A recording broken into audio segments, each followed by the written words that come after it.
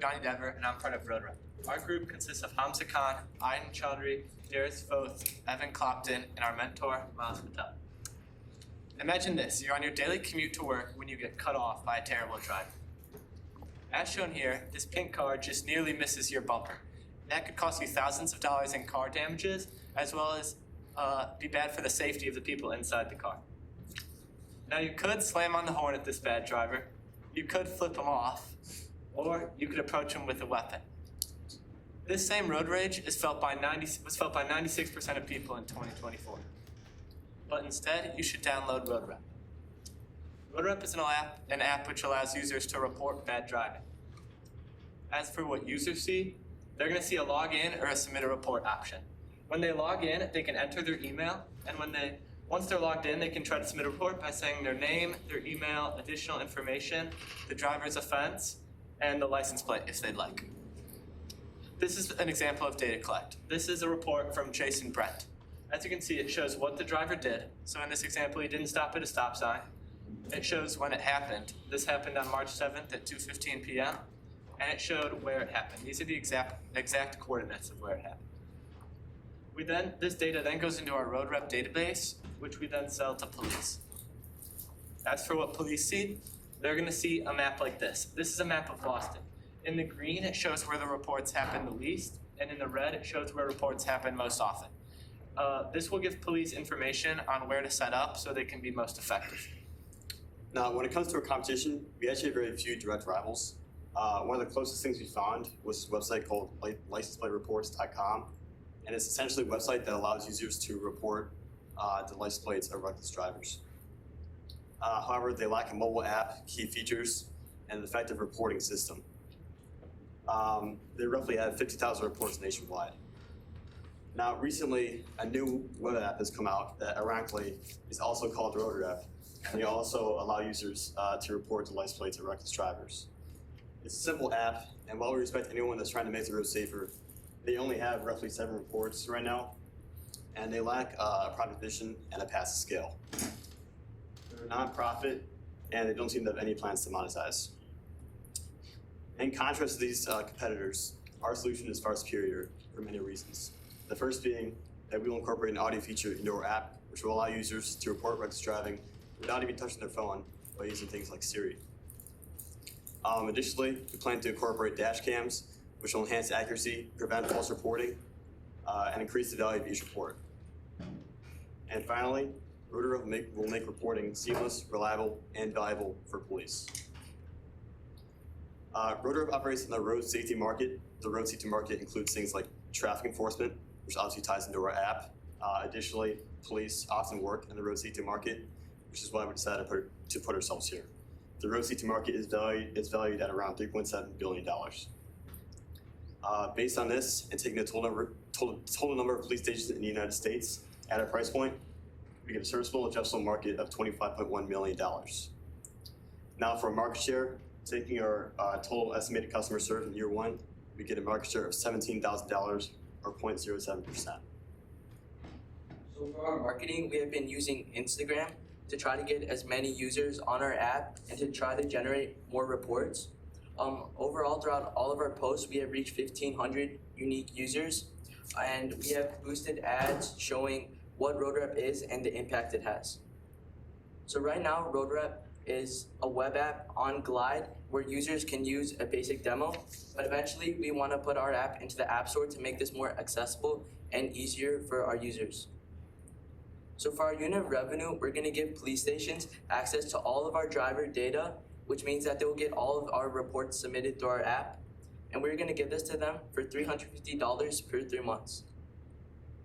So this leaves us with 100% gross profit margin because we have no cost of goods. And we are also estimated $17,000 in first year sales, or also 13 police stations served. So as for the MVP, there were 3 areas of our business model that we were trying to test, that being the user base, the price point, and our features. So as for the user base, we ended up sending out a Google Forms survey, which got over 200 responses. From this, we wanted to learn about what users wanted in our app and what any improvements that we could make. So we sent this out to friends, family, and advertised it by putting in our social medias like our Instagram. And from this, we learned about what features we wanted to include for our app and any improvements we can make. For example, on this question, 84% of people answered that they did not own a dash cam, which led to us making the decision to put the dash cam feature off till later. Additionally, another way we tested our user base is by marketing. And generally, when we market on Instagram, we just tested different types of marketing to see which worked and which gained the most amount of traction. Next was the price point, which was an integral part of our MVP process because we made the transition from our main customer being insurance companies to our main customer being police stations. So to test this, we contacted 10 police stations, and from them we wanted to learn more about any information they would need and the price point. So we interviewed them and asked various questions, and from them we learned that there might need to be a separate application specifically for police, and that there would be some information needed. For example, most police stations that we talked to mentioned the laptop in their squad car, and they said if the information was accessible from here, it would be much more effective for all of them. Next was the features. To test this, we made a Glide app, which ended up accumulating around 100 users. And we did this to see user interactions and gain reports. So we sent this out to friends, family, and advertised it on our social medias. And from this, one of the things we learned was that there was a lack of reports because people saw little incentive to make a report as they saw that the report wasn't making a big difference. And there's also some issues with locations. Additionally, this is an example of some common things people would exclude, that being the name of the report and any additional information. So originally we asked for $300. With that $300, we spent $180 for 3 months of Glide to develop our web app, and we spent $40 on marketing. So we're asking for $15,000 to start up RoadRep. With that $50,000, we're asking for $10,000 of that $50,000 will be going to our app. We're keeping costs low by initially being on iOS only, and it'll be a simple app. We're at $1,550 will be legal costs. That legal cost would include things like legal filing, data and IPO protection, and trademarks. There's no more RoadRep.apps.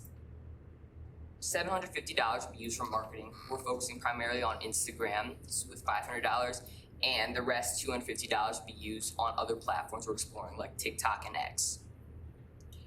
So we're asking for a $1,570 liquidity cushion and an cumulative loss of $1,130. So for $15,000, you'll get 17.5% of RoadRep at a post-money valuation of $85,000. And our 5-year exit plan is selling it to a strategic buyer like Citizen, a similar app just for crime in city areas and or police stations or city states. At an internal rate of revenue at 52.7% at a money multiple of 6.5 times. See it, report, improve it. RoadRep for safer roads.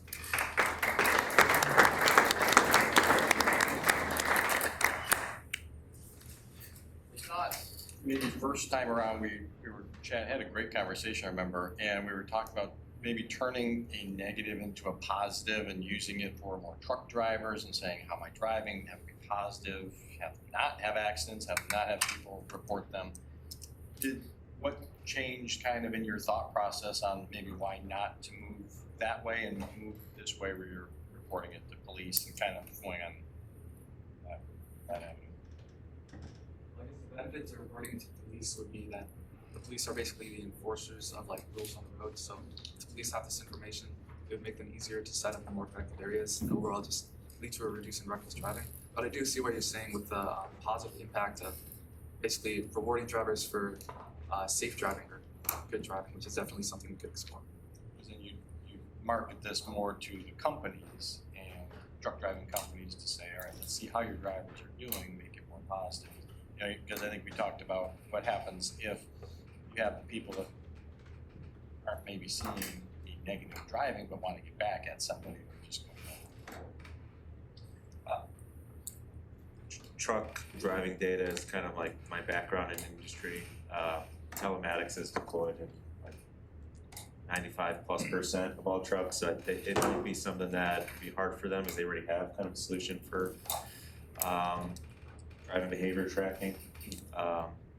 Gamification of it and the reward system, I think, is still, but okay, so no AI was mentioned in this whole presentation, is that right? kudos for that, but I actually think it could be quite useful for you guys. You know, a big thing is that when you're driving and you want to report something, you're almost asking the driver to be distracted themselves, right? So you need kind of like a hands-free solution.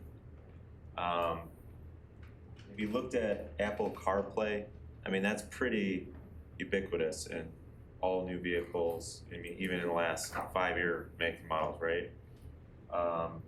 Even Google's, you know, our platform is pretty well deployed out there. Any idea if you can build a CarPlay app or a Google Car, I don't know what there's platforms called, build an app without like putting, because I think that's really simple, right? You push a button, you talk into it. You got a simple AI model, you just, you know, okay, make, model, license plate, and have the driver say it, and it kind of puts it all into this report without any of this manual, you know, take your hands off the wheel, take a picture type stuff, because everything's like in the spur of the moment, right?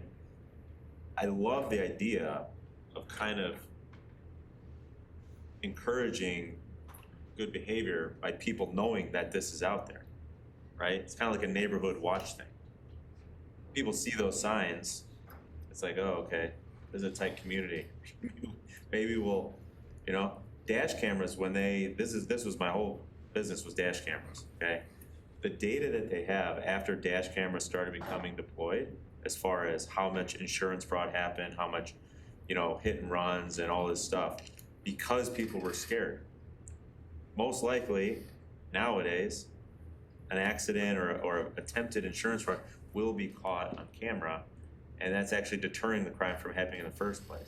So what you're doing is a great deed for humanity. But as a business, you gotta really tell us, how is this a profitable business for scaling and growth, right? So you guys need to hone in on that. Should you make it a pitch night? Especially on selling to police. You guys kind of said it in passing. Oh, we're gonna sell to police. Have you talked to any police stations, officers? Yeah, we've talked to 10 police stations. Great, and tell us about that. Yeah, they were really liking the idea. They wanted us to get a few more reports before they scheduled a meeting with us to actually look into like gaining access to them. Did they give you insight on how much, you know, because police stations are kind of fragmented where you have, you know, various police and health, you know, there's not this single entity. Did they give you any insight on how much data they would find valuable? Like, is there a certain amount of reports? Are there certain types of reports? Is there? They didn't tell us like a set amount of how many they wanted. They just said that they wanted more. So we focused on, like, as we said, putting it on Instagram and social medias to just try to get as many reports as we can. But they spoke very positively, and they thought like this would be a really helpful thing for police to set up in locations where they would be most optimally used. Did you guys look into like the legality of any of this? Like, is there a statute of limitations where, you know, let's say I'm a bad driver, I got, you know, 5 reports, but they were like over the past 5 months. Can a police officer actually use that? Right? Can they say they can say they pulled over for speeding or blowing a stop sign or something, and they're like looking at their road rep and, oh yeah, you actually have 5. Can they, you know what I mean? There's this legal area. That's hearsay. You know what I'm saying? Said, yeah. Yeah, but you know, if the police are, you know, going to be paying for it, you'd think that they'd want the value of being able to use that as evidence. Otherwise, it could be turned against you real quickly, saying that this is like they're hunting people based on this hearsay. It's not fact. This is not admissible, right? This is just somebody, because it's also right for being abused. I don't like that guy personally. Boom, reported. You know, you got to be. There's a lot of legal stuff here that can go a lot of ways. You got to be real tight on that.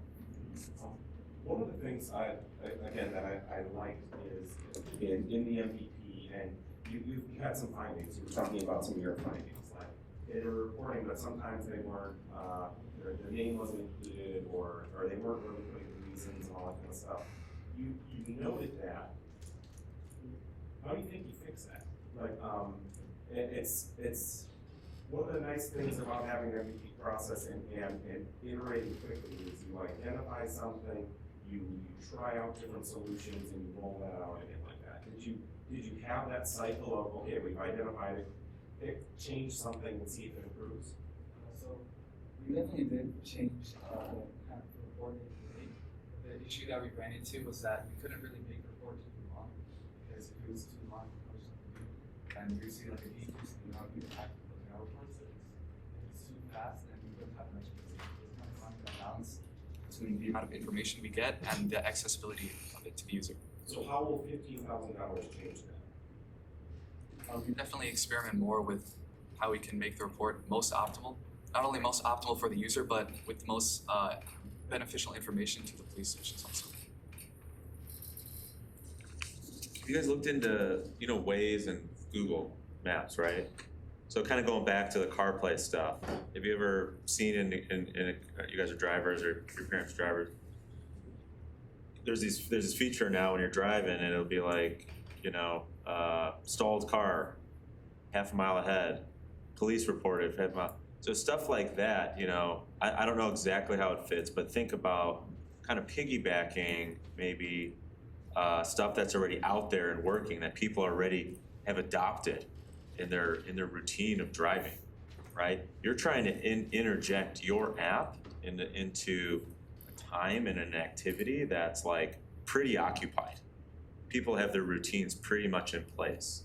So you don't have to come in and like reinvent the wheel with a whole new app experience and try to steal time away. Maybe there's a platform where you develop this app, this background, have an API, and you go to these companies that are already in the face of these drivers with a little feature function. You can be a back-end company. Everything has to be front-end with your own app and stuff. It'll save you a ton of money on front-end development, app fees, all that stuff. If you just like build this back-end, that's like a whole report function, and let those companies develop the pane of glass, the interface, UI. And it's not this sexy road rep, everybody knows the name thing, but still you're in the background, and also it'll take a lot of heat off of you from people who get pissed. They get targeted or a bad reputation. You know where they're gonna go? They're gonna go to Google. They're not gonna go to like, what's this back end? They're not gonna know that stuff. Think about those types of ideas. Finish it up. Are you guys in it to win it? Thank you guys, good job.